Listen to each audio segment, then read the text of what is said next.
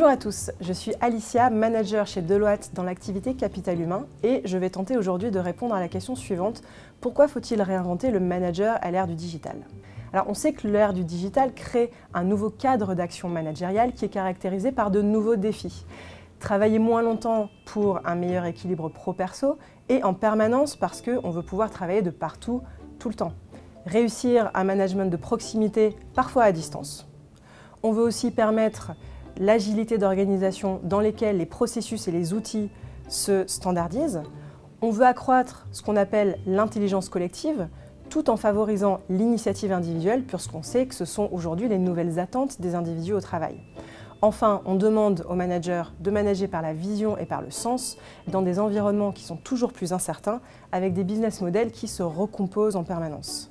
Donc, à l'ère du digital, une transition doit s'opérer en termes de posture managériale pour ne pas subir ces transformations, mais être en capacité de les accompagner. Et cela passe par de nouvelles compétences. Être un manager facilitateur plutôt qu'un manager expert, c'est-à-dire le manager sait que ses équipes en savent plus que lui et que ce n'est pas grave, et que lui développe le portefeuille de compétences de son équipe. C'est aussi un manager qui donne le droit à l'erreur pour encourager la prise d'initiative et l'innovation et qui doit savoir faire preuve d'audace lui-même.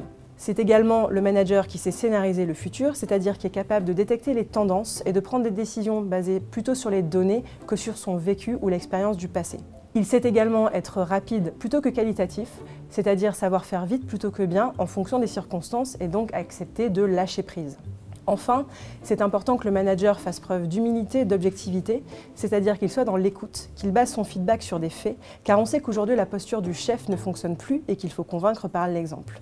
Alors comment y arriver? Il s'agit en fait de développer de nouvelles habitudes au quotidien, en commençant petit, c'est-à-dire en se mettant en veille sur l'actualité de son secteur, en testant de nouveaux outils, de nouvelles manières de travailler avec son équipe, et si ça ne marche pas, accepter de revenir dessus.